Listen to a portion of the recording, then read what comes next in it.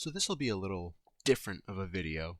It'll be like the story time videos I've done, but as you may be able to see, different background. My usual place is right over there, and I'm using my headphones and I'm on a computer as opposed to my phone, which I'd usually record on. But I just wanted to share some times where God provided in my life.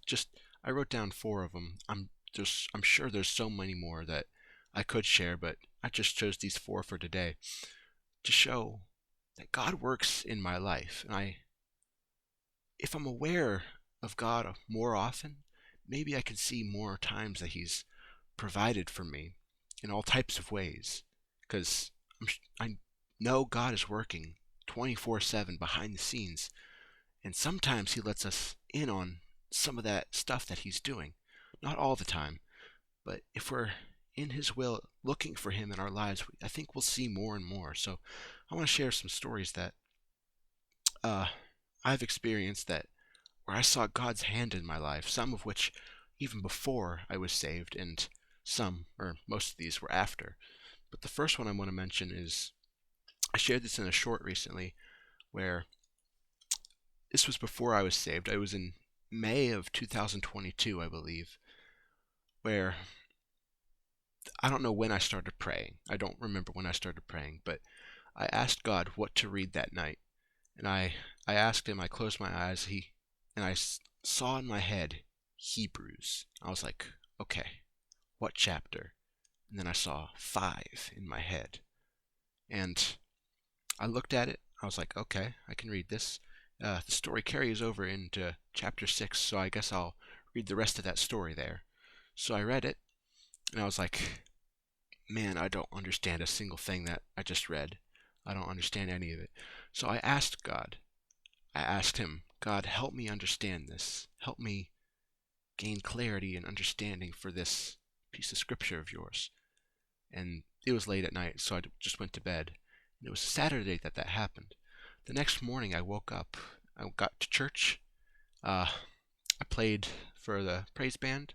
Then I sat down for the service, and lo and behold, my pastor tells us, open up to Hebrews chapter 5.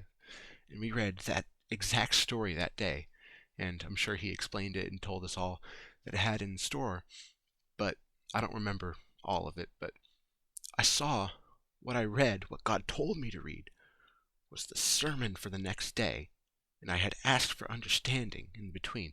So God was really trying to help me understand that passage, which was about the warning against falling away. I understand it now that I have a better understanding of Scripture and am actually saved and sanctified by God. But there's just one little instance, even before I was saved, that really helped me see God working in my life, even if I know Him or not, to try to draw me to Him, draw me closer. The next one I have written down is a time where in the day I just was reading my Bible. I was thinking about things, but I hadn't said anything to God about them. I was just reading.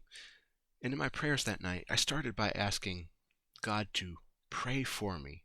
You know how He says to pray in the Spirit. I didn't know what that meant, but I just said, God, pray for me, through my incoherent mumbling and groans or whatever that scripture says. So I see all the things I was reading about just coming out of my mouth. I wasn't really trying to say these things, but it was just flowing from within me, and I didn't really understand it, but I realized that God was giving me the words to say just in my prayer, in my time with Him. I thought that was really cool. I thought it was really cool how He just takes over sometimes, lets us see what is good, what we should be doing. And we could live up to that after we experience that for ourselves. The third one I have written down, I don't know if I've mentioned on this channel before yet, but there was a time at college where it was the last day of band camp, which was like a week before college actually started. And it was the day that every freshman moved in, every first year. And I'd been living alone because I was in band, but my roommate showed up that day. I think it was a Thursday. And we didn't talk, we didn't do anything. And I fell asleep. And I woke up the next morning, And usually I had a box of Fruity Pebbles up on my dresser.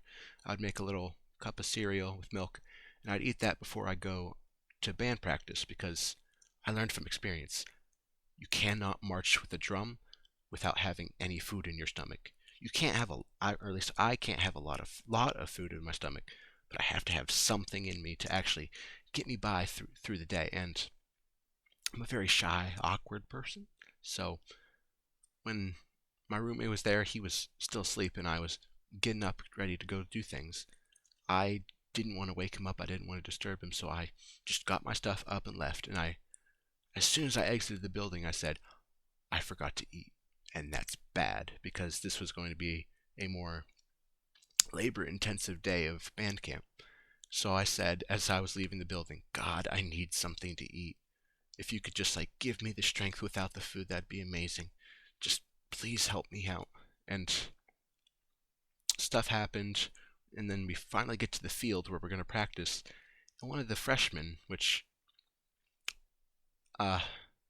of the freshmen, he brought a box of donuts to practice. Unprompted, he was just a freshman. He barely knows anybody. He brings a box of donuts for everybody.